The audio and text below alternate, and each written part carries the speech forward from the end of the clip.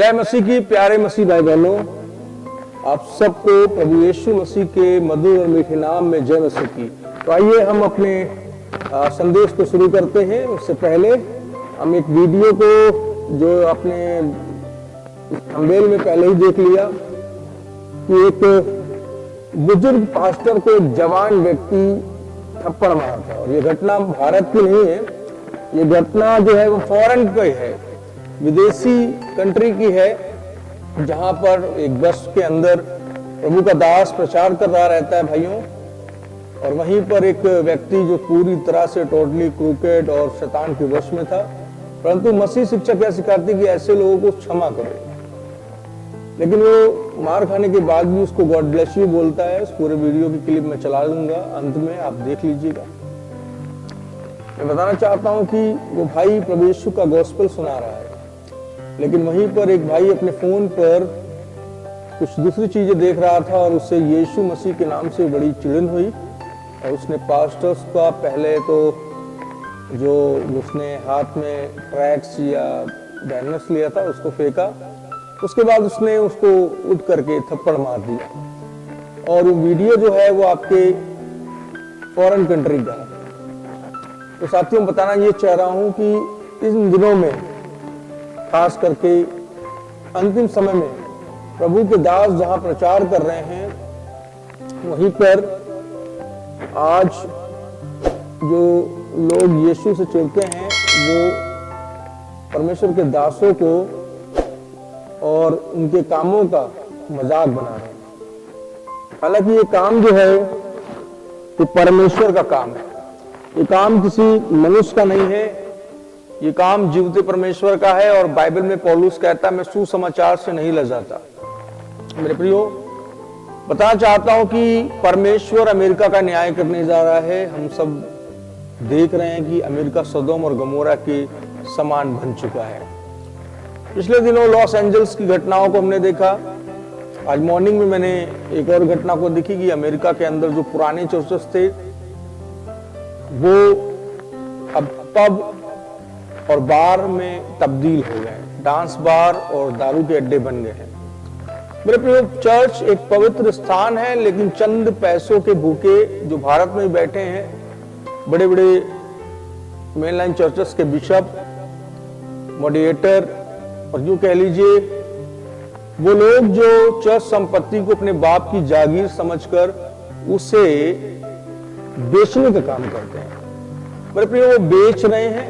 उसी तरह फॉरेन में भी चर्चेस की जमीनें जो चर्च ऑफ इंग्लैंड की हैं, जो यीशु मसीह की जागीर है, उसके लोगों की जागीर है, उसे बेचा जा रहा है। और वहां पर चर्च के अंदर मैंने आज की सुबह देखा, वहां पर बार पार्टी का आयोजन भी किया गया। आपको मैं समझाना ये चाहता हूं कि अंत के समय में जिस तरह इस भाई ने प्रभु यीशु के लिए मार खाई और सुसमाचार का प्रचार किया, मेरे जीवन का भी एक हिस्सा जो है वो सुसमाचार रहा है। जब मैं मसीहत में आया, और आज भी है, मैं सुसमाचार को लोगों के साथ बांटता हूं। बहुत से मेरे मित्र हैं वो विरोध करते हैं, बहुत से मेरे मित्र हैं जो मानते हैं, लेकिन उनका कहना है कि हम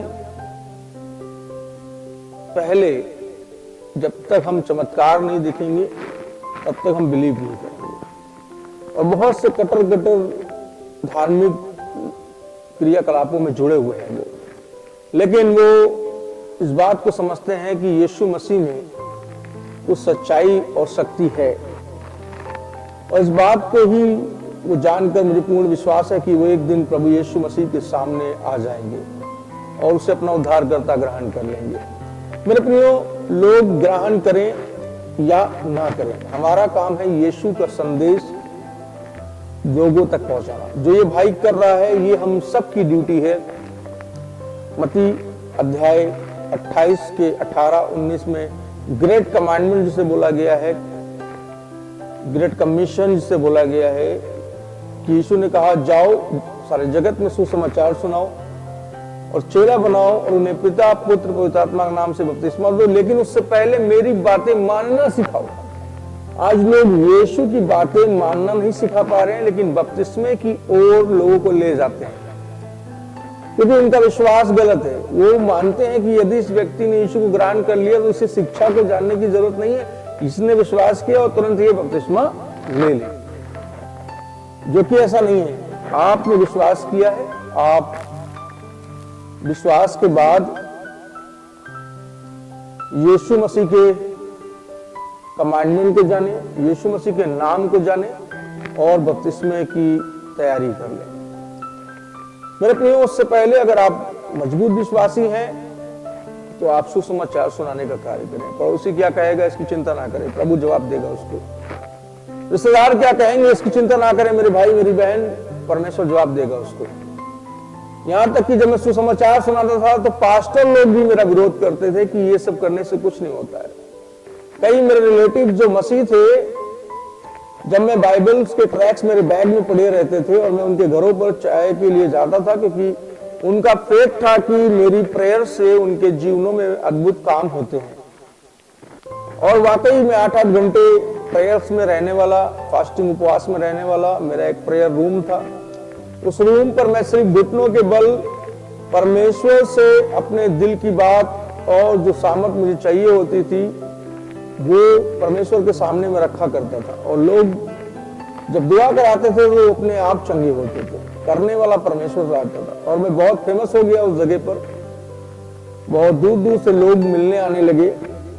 मैं बताना चाहता हूं मेरे भाई मेरी बहन, लेकिन ये बातें कुछ अन्य पास्टरों को हजम नहीं हुई।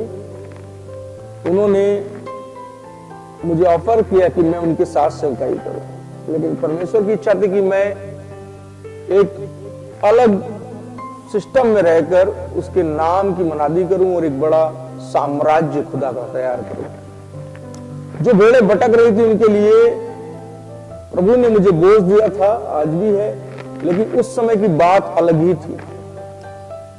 क्योंकि मेरे प्रियो, बताना चाहता हूं कि जिस तरह इस भाई ने सुसमाचार को सुनाया, मैं भी कई जगहों पर सुसमाचार को सुनाने गया, लोगों ने भिन्न भिन्न बातें कही, लोगों ने भिन्न भिन्न आरोप लगाए, लेकिन मैं प्रभु यीशु मसीह के नाम के लिए लज्जित नहीं हुआ।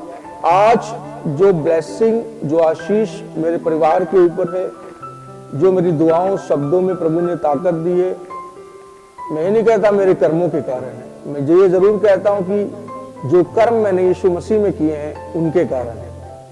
क्योंकि कर्मों से कोई भी व्यक्ति धर्मी नहीं ठहरेगा, परंतु जो कर्म हम यीशु मसीह विश्वास के बाद करते हैं उसके राज्य के लिए, उसके द्वारा हम जरूर धर्मी ठहरेंगे। और मैं विश्वास करता हूं हम में से प्रत्येक का नाम जीवन की पुस्तक में लिखा है, इसीलिए हम मां के गर्भ से चुने गए हैं और बुलाए गए हैं, ताकि हम यीशु के नाम की मनादी करें। और भारत देश के अंदर भी नहीं, भारत के बाहर भी यीशु मसीह के नाम का डंका बजा दें। जहां अमेरिका इस समय यीशु को बिल्कुल नीचे रख रहा है और अपने क्रियाकलापों में और तमाम समलैंगिक संबंधों में, गेनिज्म में, कॉर्निज्म में और जो भी गंदे काम है, कुछ भी आप कह लीजिए, उन सब में ऊपर आता जा रहा है। और पूरी तरह सदोम और गमोरा आज के युग का बन चुका है अमेरिका। हम सबको चाहिए कि हम अमेरिका के लिए प्रार्थना करें। अभी पिछले समय डोनाल्ड ट्रंप को लेडी बिशप ने कुछ बोला, बड़ा चर्चा में है। लेडी बिशप ने ऐसा क्या बोला जो आज मीडिया में चर्चा में है? उन्होंने कहा कि mister president, mister Trump, people are afraid because of government's unnecessary rules। Government क्यों ऐसे रूल्स को लेकर आई जिसमें गेनिज्म है, समलैंगिक संबंध है, जो बाइबल के खिलाफ है। सबसे पहले अमेरिका की सरकार ने उसको मुहर लगाया, बाद में भारत और अन्य देशों ने लगाया। गेनिज्म को प्रमोट किसने किया? क्या मसीह के लोग भूल गए हैं कि ये बाइबल के खिलाफ है? लेकिन अमेरिका ने मसीहत को छोड़ दिया। यूनाइटेड स्टेट ऑफ अमेरिका एक समय जो पावरफुल था, अब वो नहीं रहेगा।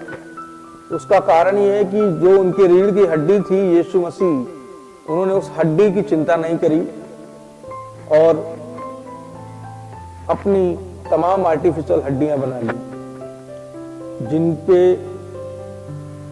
उनका कोई भी दाव नहीं चलेगा। अभी अमेरिका में बहुत कुछ होना बाकी। मेरे भाई मेरी बहन, अमेरिका के लिए प्रार्थना करें, प्रेसिडेंट के लिए प्रार्थना करें, अमेरिका के तमाम प्रीचरों के लिए प्रार्थना करें कि परमेश्वर उन्हें रेवलेशन दे। हालांकि बहुत सारे मसीह भाई बहन अमेरिका के, वहां पे यूएसए के, कैलिफोर्निया के, मैक्सिको के, वाशिंगटन के, न्यूयॉर्क के, ये जो अमेरिका के शहर हैं, इन सब के बड़े बड़े जो न्यूयॉर्क के प्रीचर हैं, मिस्टर डैनियल साहब, ये सब लोग क्या कर रहे हैं, अभी यीशु मसीह के नाम की मनादी रोडों पर कर रहे हैं, लोगों को चिता रहे हैं, यीशु आने वाला है, Jesus coming soon, the end is very near, if you will repent your sin, if you will turn to God, God will forgive you. यही चीज इंडिया के लोगों को समझने की जरूरत है कि परमेश्वर अपने देश को नहीं छोड़ रहा है। जिस देश में उसकी निंदा हुई, तो सोचिए जिस देश ने अधिक परमेश्वर की बदनामी की, जिस देश ने अधिक यीशु के लोगों को मारा, जिस देश ने अधिक प्रीचरों को सताया, उनका क्या हासिल होगा, चाहे वो भारत के लोग क्यों ना हो। जीवते परमेश्वर को अंत के दिन वचन कहता है कि पुकारेंगे, छाती पीटेंगे, चिल्लाएंगे, क्योंकि वो उस मसीहा को जानेंगे। अपने सोने चांदी की मूर्तों को फेंकेंगे, वचन कहता है, और यीशु की ओर फिरेंगे। वचन कहता है वो फिरेंगे और मैं उन्हें चंगा करूंगा, उनका हृदय खोलूंगा और उनके पापों को क्षमा करूंगा, सफेद वस्त्र के समान कर दूंगा और उन्हें उठाकर खड़ा करूंगा। मेरे प्रियो, the all fighting about soul, devil एक तरफ सोल को विनिंग करने के लिए लगा हुआ है कि बहुत सारी आत्माओं को वो ले जाए नरक में, और अग्निदौन का जो युद्ध है उसको लड़ने के लिए उसे सोल की जरूरत है। वहीं दूसरी तरफ यीशु जो पवित्र सेना है यहोवा की, उसे हम जैसे प्रचारकों की जरूरत है, ताकि हम सुसमाचार के द्वारा बहुतों को बचा सकें, बहुतों को यीशु के पास खींच के ला सकें। और बहुत सारे लोग, मेरे प्रिय भाई बहनों, आज यीशु के पास आकर यीशु के बगल में खड़े होकर यीशु को पहचान नहीं पा रहे हैं, उस डाकू के समान। लेकिन एक डाकू जो था वो होशियार था, उसने पहचान लिया, वो जान लिया कि मैं पापी हूं, उसने पश्चाताप किया। आज बहुत सारे लोग यीशु के करीब तो आ गए, लेकिन अपने भाई से बैर रख रहे हैं, अपनी बहन से बैर रख रहे हैं और बोलते हैं वो यीशु के फॉलोवर हैं। हाउ यू कैन से कि I love my brother and you not love. तो वो कहता है तू परमेश्वर से भी नहीं बोल सकता कि God I love you if you not loving your brother and sister. Without seeing, how you can say, God, I love you? You never seen God. You never feel His presence in your heart, in your mind. How you can say, God, I love you? Same इसी तरह से ये preacher बस के अंदर, उसे क्या जरूरत है, बुढ़ापे में निकलकर प्रभु का प्रचार कर रहा है। हमारे भारत के जवान तो बैठे हुए हैं, लेकिन कुछ भाई करते हैं, बहुत सारे लोग भाई फ्रांसिस की बुराई करते हैं, लेकिन मैं तारीफ करता हूं अपने हर वीडियो में, अपने हर एक पोस्ट पर उनके साथ जुड़ा हुआ हूं। पोस्ट पर मुंबई के अंदर वो बंदा सब्जी मंडी में, मार्केट में, चौक पे, हर जगह यीशु का प्रचार तो कर रहा है। कुछ करे ना करे, डिबेट अलग चीज है, कंट्रोवर्सी अलग चीज है, लेकिन वो बंदा रोडों पर निकल रहा है। अभी हमने भी एक ऐसा प्लेटफॉर्म बना रखा है, लेकिन मैं जिस जगह पर हूं भीषण फताव है, जोरदार फताव है यहां पर, लेकिन हम डरने वाले लोगों में से नहीं हैं, क्योंकि प्रभु ने कहा जो तुम्हारे शरीरों को घात कर सकते हैं, आत्मा को घात नहीं कर सकते, उनसे ना डरना, परंतु डरना उनसे जो शरीर और आत्मा दोनों पर अधिकार रखते हैं, जिसको शरीर और आत्मा को दोनों को नरक में डालने की सामर्थ्य है, शक्ति है, उस पिता परमेश्वर से डरना। मेरे प्रियो, शरीर अगर वो मार देगा जान से भी, तो एक दिन तो मरना ही है।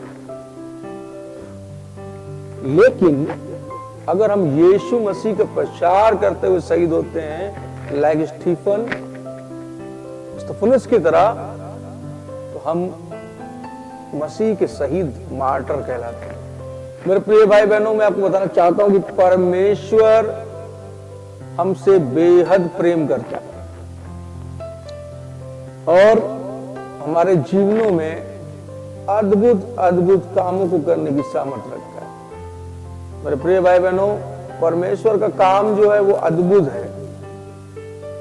तो हम उस अद्भुत परमेश्वर को अद्भुत तरह से रोमन्स 1:16 के अकॉर्डिंग पूरे मोहल्ले में, पूरी जगहों पर फैला दें।